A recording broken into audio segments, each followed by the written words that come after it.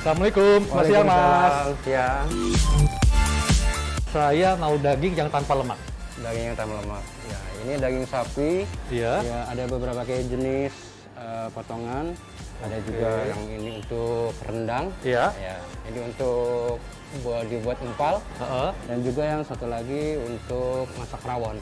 Oke, jadi ini yang tanpa lemak, Ya. ini yang lemaknya sedikit, Dan ini dan lemaknya ini yang banyak. berlemak ya. Oke. Nah, pemirsa, jadi daging ini banyak sekali pilihannya. Ada yang tanpa lemak, berlemak sedikit, hingga yang berlemak.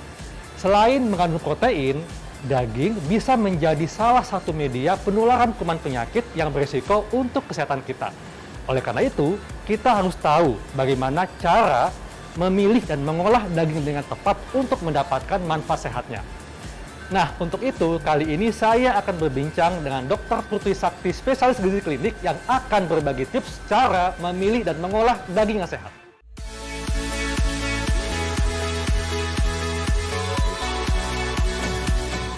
Selamat siang, Dok. Siang, Dokter Haikal. Wah, dokter udah siap nih dengan berbagai jenis daging. Iya, Dok. Dok, nih, saya pengen tahu, Dok ya. Tentunya masyarakat juga pengen tahu nih. Kenapa kita tetap harus memasukkan daging dalam menu makan kita? Daging, terutama daging merah ya, Dok. Kita itu perlu banget nggak cuman untuk kebutuhan protein aja. Sebenarnya kalau kita lihat, warna merah di sini itu menunjukkan kaya dengan zat besi. Selain itu juga ada B12. Nah, biasanya B12 ini, Dok, sumber utamanya memang dari daging-dagingan atau produk hewani. Dan dia penyerapannya akan lebih bagus itu kalau dari produk hewani dibandingkan yang nabati. Makanya kalau untuk Kemenkes kan mereka menyarankan kita konsumsinya itu porsi gizi seimbang. Artinya protein hewani ada, nabati juga ada gitu, Dok. Jadi artinya tetap penting, Dok, daging untuk tubuh kita ya. Betul, penting banget. Dok, kan ada dua jenis daging, Dok ya. Daging segar dan daging beku nih. Betul. Mana yang sebaiknya kita konsumsi? Kalau kita membicarakan daging beku atau daging yang fresh, memang paling bagus kita better yang fresh ya. Baik yang fresh, tapi balik lagi, Dok, kita harus memperhatikan daging itu kita tahu dulu nih, apakah kualitasnya bagus atau tidak. Nah, bagaimana kita tahu? Yang pertama, kita harus memastikan dulu bahwa daging tersebut berasal dari rumah pemotongan hewan, jadi sudah terdata. Jadi dia otomatis semua kriterianya sudah masuk. Yang kedua, kita akan tahu nih, Dok, kalau dagingnya merah seperti ini, artinya dia masih fresh. Iya. Tapi kalau sudah mulai agak kebiruan, kadang kita lihat ya kalau kayak dijual di pasar segala macam tuh kadang kalau agak kebiruan tuh hati-hati. Artinya bisa jadi dia sudah agak lama nih. Iya. Terus kita juga bisa lihat dari konsistensinya, Dok. Kalau kita tekan, nih, ya, Kenyal ya. kenyal dan dia akan langsung kembali lagi. Itu segar berarti? Segar. Kalau biasanya kalau dia nggak segar dia nggak gampang balik konsistensinya oke. atau berlendir. Iya. Alot gitu, Dok ya. Betul. Dan kita juga bisa dari aromanya, Dok. Aromanya betul-betul kalau fresh itu bau daging sapi. Tapi kalau udah nggak fresh biasanya dia anyir atau amis. Jadi akan bisa jadi patokan kita menentukan itu dagingnya segar atau tidak, Dok. Gitu. Dok, sebetulnya apakah ada nih perbedaan perlakuan antara daging yang segar dengan yang beku? Misalnya, apakah ada perbedaan mulai dari pemotongan, penyimpanan, hingga pengolahannya? Kalau untuk penyimpanannya, Dok, biasanya kalau daging beku ini pastinya dia harus tidak boleh dicuci. Itu kuncinya, ya. Jadi begitu dipotong, yang terbaik itu dia segera disimpan di tempat yang kedap udara. Yang Iya. pertama, tujuannya agar tidak terkontaminasi bakteri, ya. Kemudian yang kedua, kita segera masukkan ke alat pendingin, misalkan freezer, ya. Dan itu akan menentukan, Dok, berapa lamanya tergantung dari suhu kulkas kita. Nah, suhunya tuh yang paling disarankan kalau yang bagus tuh di bawah minus 12 derajat Celcius. Nah, tapi kalau misalkan suhu freezer kita bagus ya, kan ada ya tuh kulkas yang memang khusus untuk daging-dagingan, dia kalau di bawah minus 20 derajat Celcius kita bisa sampai 6 bulan dan itu tetap terjaga kandungannya dengan sangat baik gitu. Dan ketika kita simpan di freezer, itu penyimpanannya diplastikin atau ditaruh di dalam box yang kedap udara? Jadi dia yang paling bagus tuh yang kedap udara yang penting, Dok. Jadi plastik pun oke, asal kita harus melihat yang itu ya BPA free. Jadi kita harus memastikan dulu. Yang kedua, tidak ada udara yang akan mengontaminasi. Tentunya itu akan lebih bagus lagi. Dok, kan saat ini banyak nih, untuk daging impor, bagaimana cara kita tahu bahwa daging yang kita beli itu sudah memenuhi kriteria aman, sehat, utuh, dan halal? Nah, tentunya balik lagi tadi, Dok. kita harus pintar-pintar mengecek tempat kita beli daging tersebut apakah sudah mengikuti rekomendasi dari rumah pemotongan hewan. Kalau memang sudah mengikuti rekomendasi RPH tadi, otomatis dia sudah mengikuti kriteria-kriteria yang ada. Dan kita bisa yakin bahwa aman untuk kita gunakan. Kita sempat mendengar nih tentang daging gelombongan ya? Iya, betul. Jadi itu daging yang dicampur. Betul. Nah, tapi kan yang namanya daging, masyarakat kan mungkin sulit membedakan mana daging sapi, mana daging yang non sapi.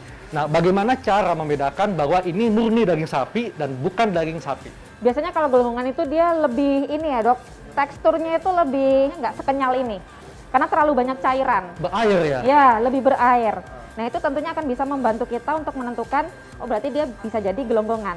Dan biasanya dia ciri khasnya banyak digantung. Tujuannya dia digantung itu salah satunya itu mengeluarkan cairan biasanya. Kalau yang dicampur dok dengan daging lain yang bukan daging sapi gitu, gimana cara kita membedakannya? Untuk membedakannya tentunya kalau secara langsung biasanya dia tidak merah segar gini dok. Kalau campuran itu bisa kita lihat dok, kalau dokter beli daging giling nih, Iya, gampangannya ya. Yang premium sama yang nggak premium harganya beda. Tapi kita lihat lagi yang beda lain adalah warnanya. Kalau yang premium dia akan merah segar. Tapi kalau dia ada campuran biasanya warnanya agak pink. Nah itu perlu waspada. Antara dicampur lemak atau daging lain yang kita nggak tahu sekali. ya. Dok, kalau misalnya tadi kan dokter bilang daging sapi kan aromanya segar ya, aroma sapi. Aroma sapi. Nah, apakah ada perbedaan aroma daging sapi dengan non sapi dok? Kalau itu sebenarnya nggak begitu beda jauh, kecuali kambing. Kalau kambing memang baunya tajam ya, dia ada aroma khusus. Tapi kalau misalkan daging babi yang saya tahu tuh biasanya lebih anyir, karena lemaknya memang lebih banyak. Itu aja. Kalau sapi itu dia nggak begitu anyir baunya. Dok, daging kan pangan yang biasa dikonsumsi oleh masyarakat, sehingga banyak nih fakta mitos yang beredar. Yang pertama dok, fakta atau mitos katanya merebus daging sebelum disimpan akan lebih baik dibandingkan tidak direbus. Fakta atau mitos dok? Oke, itu adalah mitos ya, karena sebetulnya yang paling bagus kita harus menyimpannya dalam kondisi segar seperti ini. Dalam kondisi segar langsung dibekukan tadi dok, jadi nggak perlu dicuci, nggak perlu diolah. Kenapa? Karena kalau direbus dulu ada beberapa kandungan nutrisi yang akan berkurang, vitamin B dan juga vitamin C. Nah itu yang harus kita perhatikan. Tapi kalau kita begitu kondisi segar seperti ini langsung kita bekukan dengan beberapa yang tadi diperhatikan saya jelaskan ya dok, itu akan lebih menjaga kandungan nutrisinya dengan lebih optimal. Yang kedua dok, ini fakta atau mitos, katanya nih kalau kita mencuci daging sebelum diolah akan menghilangkan kandungan nutrisinya. Fakta atau mitos? Itu adalah mitos ya dok ya. Kalau kita mencuci itu yang lebih kita khawatirkan adalah kita akan bisa mengkontaminasi daging tersebut dengan bakteri-bakteri di sekitar, biasanya di tempat cuciannya itu dok.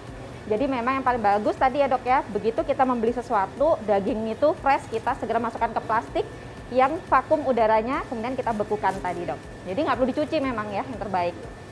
Nah dok, ini juga ada lagi nih yang suka ditanyakan masyarakat dok ya. Kalau misalnya mengkonsumsi daging mentah itu lebih baik dibandingkan daging matang. Karena mungkin nutrisinya lebih utuh. Ini fakta atau mitos dok? Tentunya itu mitos ya dok ya. Bahaya banget kalau kita sampai mengkonsumsi daging-daging yang masih mentah.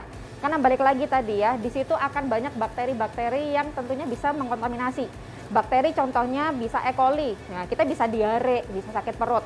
Atau bisa juga parasit seperti toksoplasma. Nah, apalagi kalau untuk perempuan, toksoplasma kan bahaya ya, apalagi yang mau ada program hamil. Nah, itu tentunya harus kita hindari. Jadi sebisa mungkin tentunya adalah olah sematang mungkin. Gitu. Tapi dok, bagaimana dengan daging ikan nih? Mungkin bagi penggemar sushi kan suka mengkonsumsi salmon yang matang. Apakah ini tetap ada kandungan bakteri jahatnya atau gimana dok? Tentu saja, daging bentuk apapun dok, mau ikan, ayam, ataupun sapi, itu sebenarnya tetap kalau mentah itu akan tetap ada kontaminasi dari bakteri. Salah satunya kalau di sushi atau sashimi ya, kita menyebutnya itu adalah salmonella yang kita khawatirkan.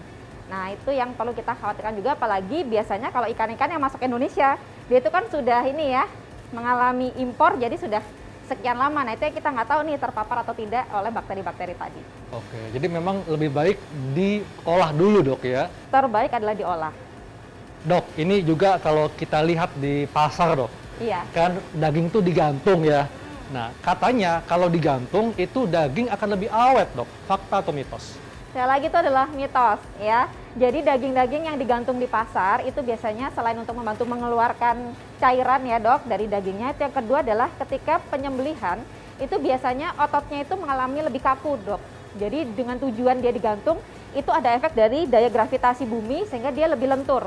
Makanya terutama biasanya para penjual daging kambing biasanya itu pasti akan digantung-gantung tuh. Tujuannya tadi untuk biar ototnya lebih lentur sehingga dikonsumsi lebih enak gitu. Jadi memang tujuannya adalah bukan untuk mengawetkan, Dok, ya? Bukan.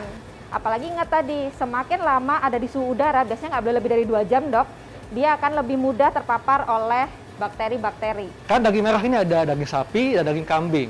Nah, beredar mitos atau fakta, katanya daging sapi itu kandungan lemaknya lebih tinggi dibandingkan daging kambing. Fakta atau mitos? Itu adalah fakta ya, karena memang daging sapi itu dia lebih kalorinya lebih tinggi. Kedua, lemaknya juga lebih tinggi, Dok. Jadi biasanya yang beredar di masyarakat adalah kambing itu bisa memicu kolesterol dan penyakit-penyakit jantung dan lain-lain ya, Dok. Padahal sebenarnya kambing itu tidak begitu signifikan seperti itu, Dok. Lebih ke pengolahannya lah yang akan membuat berbagai efek penyakit tadi. Sedangkan kalau daging merah, dia per 100 gramnya itu lemaknya bisa sampai 5 gram estimasinya. Sedangkan kalau untuk yang daging kambing itu bisa hanya 3 gram. Jadi sebenarnya lebih sedikit. Tetapi memang kita harus perhatikan lagi ya, Dok, daerah-daerah tertentu. Caranya bagaimana? Kita lihat di daging tersebut, semakin banyak marbling putih-putihnya, itu artinya lemaknya makin banyak. Ya, jadi kita bijak, bukan berarti nggak beli daging sapi, tetapi daging sapi pilih yang paling banyak merahnya, daerah putih-putihnya dikurangi ya. Nih, masyarakat ingin sekali, Dok, sebagai penutup, Dok, ya. Iya. Tips nih kepada masyarakat supaya bisa mendapatkan manfaat sehat dari daging, mulai dari pemilihan, penyimpanan, hingga pengolahannya, Dok. Pastinya tadi ya, pilih tempat untuk membeli yang terpercaya. Terutama kita sudah tahu nih apakah daging-dagingnya tersebut sudah melalui rumah pemotongan hewan. Ya, kemudian ketika membeli jangan lupa pilih daging sefresh mungkin, yang warnanya masih merah, teksturnya masih kenyal ya, masih bagus. Aromanya masih aroma alami sapi, bukan bau anyir atau amis, kemudian tidak ada lendir. Dan perhatikan kalau banyak lalat yang menghindapi, itu juga bisa salah satu kunci bahwa dia itu tidak baik untuk kita konsumsi. Nah, selain itu pengolahannya juga perlu diperhatikan, Dok. Tentunya pengolahan yang terbaik itu adalah direbus, dikukus, atau juga bisa dipanggang. Ya, nah tetapi kalau dipanggang hati-hati, jangan terlalu banyak daerah coklatnya, Dok, karena itu bisa memicu zat-zat karsinogenik atau yang memicu kanker.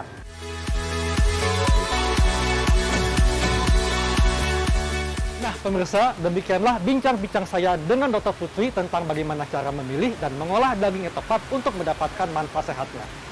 Dan jangan percaya mitos dan dapatkan informasi kesehatan yang tepat hanya di Hidup Sehat. Saya Dr. Eka Ansyari untuk Hidup Sehat Plus.